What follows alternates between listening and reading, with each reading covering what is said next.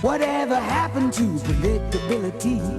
The milkman, the paperboy, evening TV. You miss your old familiar friends, but waiting just around the bend. In this video, we'll give two proofs of Sylow I of the first part of the Sylow theorem. That is, a finite group G has a Sylow p subgroup for every p dividing the order of G. The first proof we'll give comes from Dummit and Foote, page 140, and it's very similar in style, I think, to the proof of Cauchy's theorem that we gave at the beginning of this lecture. The main idea is induction on the size of G. If the size of G is 1, then there's no prime dividing the order of the group because there's no prime dividing 1. So this is just a trivial statement, and this is true. So let's let the order of G be p to the alpha times m, where p does not divide m, and alpha is bigger than 1. And our goal is to show that there is a subgroup of G of order p to the alpha. And by induction, what does that say? So for all groups of order beta less than n, there exists at least one Sylow p subgroup. This is even true for values of beta that are not divisible by p, because in that case, if p doesn't divide the order of a group, the Sylow p subgroup is just a trivial subgroup. All right, so the argument splits into two cases. And the first case is when p divides the size of the center of the group. So when p divides the size of the center, by Cauchy's theorem, which at this point in Dummit and Foote, we haven't proven the full statement of Cauchy's theorem, just Cauchy's theorem for finite abelian groups. But that's good enough because the center is a finite abelian group.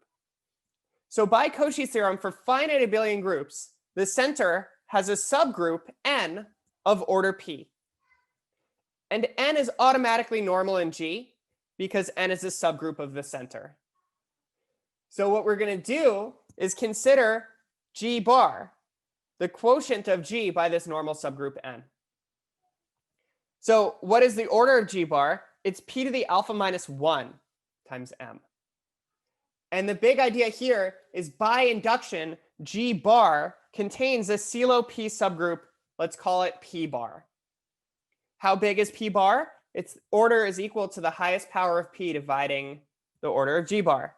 So the size of p bar is p to the alpha minus 1. So again, this is OK even when alpha is equal to 1. So the next idea is what we really want is a subgroup of G, not a subgroup of this quotient G mod n. So what is the thing that we can do to go from subgroups of a quotient to subgroups of the bigger group is the lattice isomorphism theorem. The lattice isomorphism theorem says that there is a subgroup P in G that contains n and for which p bar is equal to the quotient p mod n. So now let's just compare sizes. The order of p mod n is the size of p divided by the size of n. So now you just clear denominators and you get that the size of p is the size of n times the size of p bar, which is p times p to the alpha minus 1, which is p to the alpha.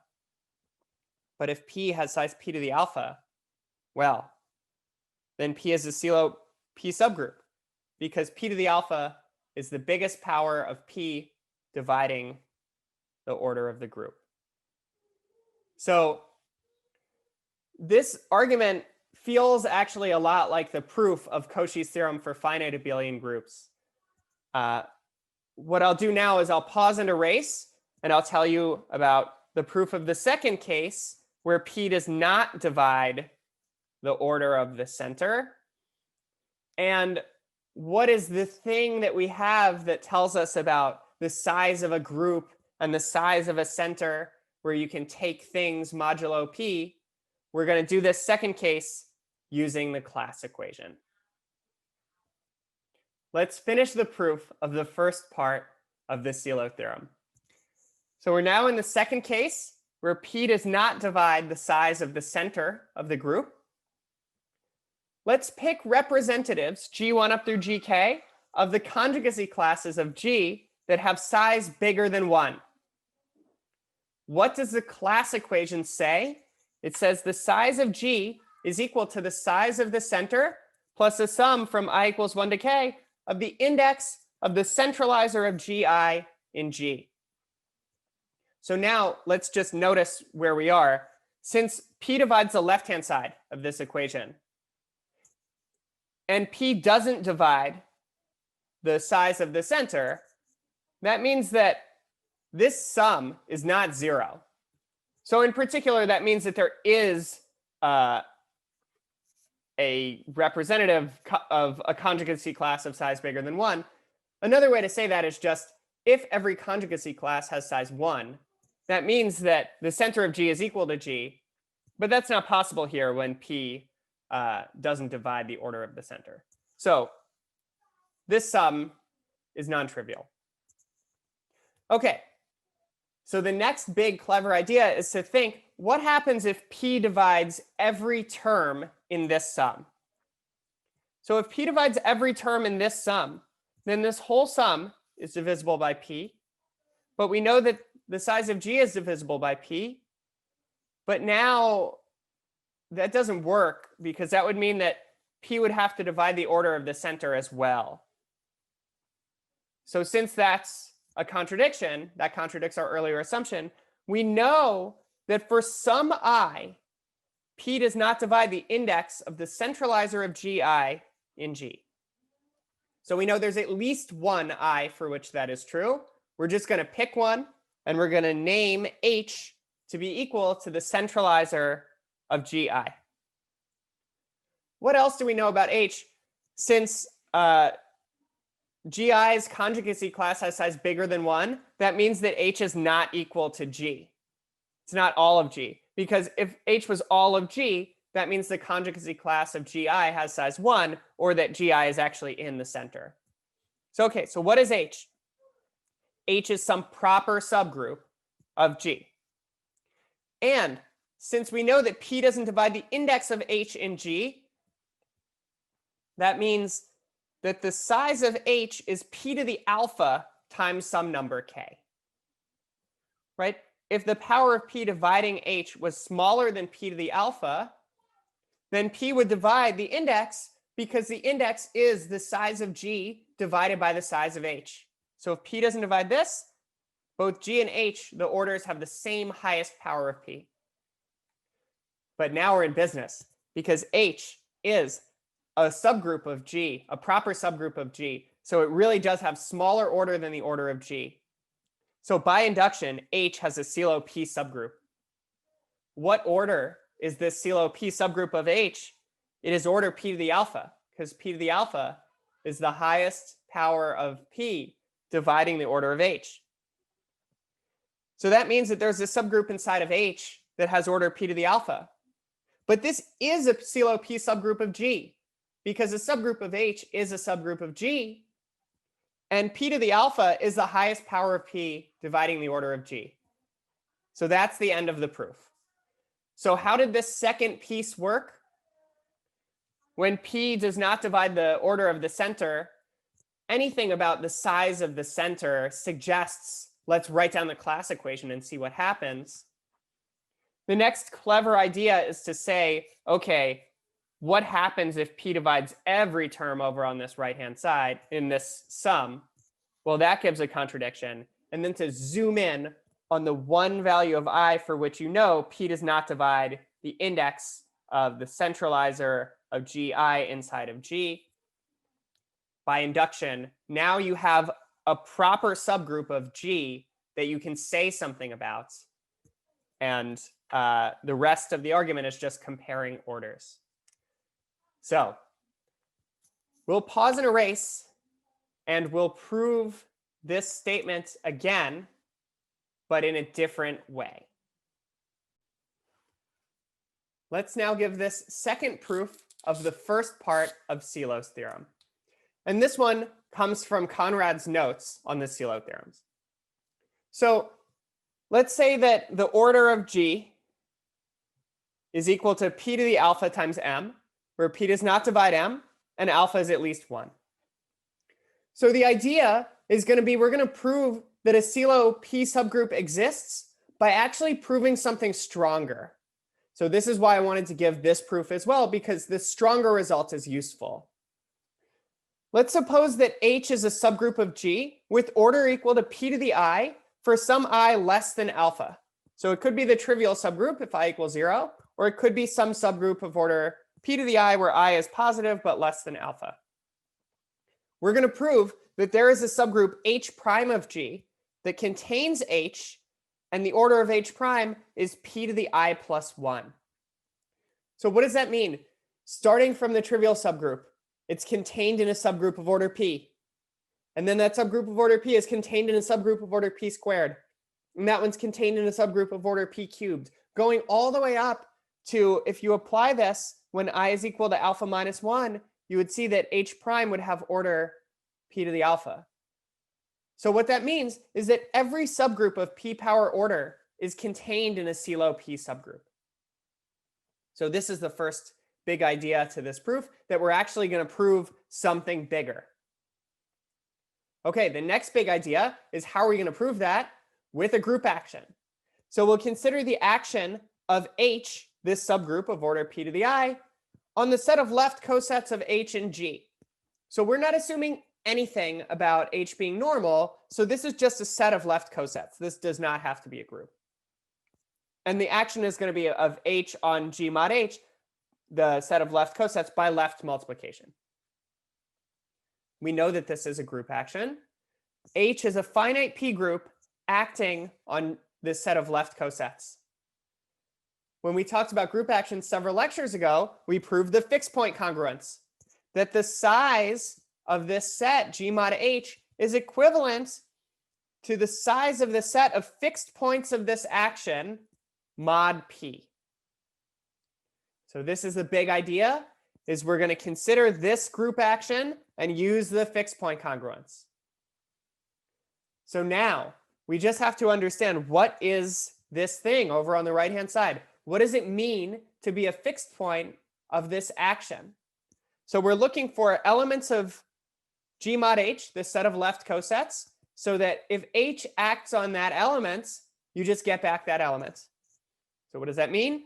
H acting on the left coset of H, the group H containing G, is equal to the left coset of the group H containing G for all little h and H. But this action is by left multiplication. So this just means that the product H times G is in GH for all little h in the group H. So I'm going to pause and erase, and I'll show you the rest of where this fixed point congruence gets us, and then we'll see the conclusion of this argument. We're trying to understand the fixed points of this action of H on the set of left cosets of H in G by left multiplication. We already said that the coset GH is a fixed point of this action if and only if H acting on GH is GH for all little h and H. And this occurs if and only if H times G is always in GH. So what does that mean? That means that G inverse little h G is always in H for any h in H. And as we vary over all these elements little h, that's saying that G inverse times the subgroup H times G is contained in the subgroup H. But if one of these things is contained in the other, then they have to be equal. Why is that? Because G inverse HG and H are finite sets of the same size. So if one is contained in the other, then they have to be the same. So now where are we? G inverse HG equals H if and only if G inverse is in the normalizer of H. But G inverse is in the normalizer if and only if G is in the normalizer, because we've seen that the normalizer is a group. So what is this set of fixed points of this action? It's all the left cosets GH, so that G is in the normalizer. So this is a union of left cosets that makes up it's the ones where the coset representatives are in the normalizer. So this is the quotient, the normalizer of H mod H. And let me just say something about this quotient. H is always normal in its normalizer. So this actually is a group. Okay, so now we understand what the fixed points of this action look like. Why did we look at that in the first place? Because of the fixed point congruence. So what does that now say? It says we have this set of left cosets of H in G, and we know that the size of that set is congruent to the number of fixed points mod P. The number of fixed points is the order of this group, the normalizer of H mod H. But the size of the set of left cosets of H and G is the index of H and G, and the size of this quotient of H in its normalizer is the index of H in its normalizer. So what are we seeing? The index of H in G is congruent to the index of H in its normalizer mod P. Why is this helpful at all? Well, we know something about the size of H. We know that it's order P to the I, and I is less than alpha. The index of H and G is the order of G divided by the order of H. So since I is less than alpha, P divides this index. So what does that mean? P divides the index of H in its normalizer also. So what are we going to do with this information? The first thing that we're going to do with this information is apply Cauchy's theorem. So I'm going to pause and erase, and then we'll see the conclusion of the proof. We know that P divides the index of H in its normalizer, which is the same as saying that P divides the order of the quotient of the normalizer by H. So by Cauchy's theorem, P divides the order of this finite group, which is the quotient of the normalizer of H by H. So that means that there is a subgroup, I'll call it H prime bar, inside of this quotient of order P. And now, by the lattice isomorphism theorem, this H prime bar corresponds to a subgroup H prime inside the normalizer of H that contains H, so that H prime bar is the quotient H prime mod H. So what is true about this group H prime, which is a subgroup of the normalizer of H, but is also a subgroup of G itself? So the order of H prime is the order of H prime bar times the order of H, which is P times P to the I, which is P to the I plus 1.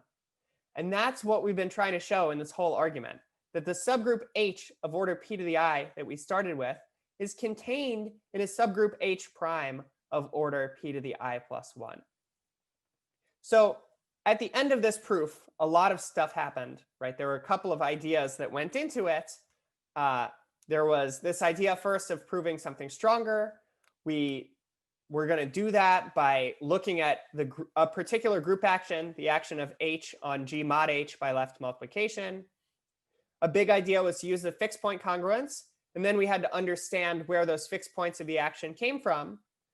But the conclusion of this argument is actually really similar to the case of the first proof where P did divide the order of the center. Because there, what did we do? We used Cauchy's theorem also, not on this quotient group, but on the center. And then we used we got a subgroup N of order P. We took the quotient of G by N. We used now induction to get a subgroup of the type that we wanted. But we also used the lattice isomorphism theorem in a critical way at the end of that piece of the argument. So I really did want to present both of these. I think they're both interesting. I really like that the first one I felt is very similar in style to the proof of Cauchy's theorem that we presented. The second one I wanted to present because it's very group action-y, and that's the way that we'll prove all of the rest of the statements of Sylow's theorem. And also because there's this nice parallel where you're seeing the same idea applied in both proofs, but in sort of different, slightly different ways.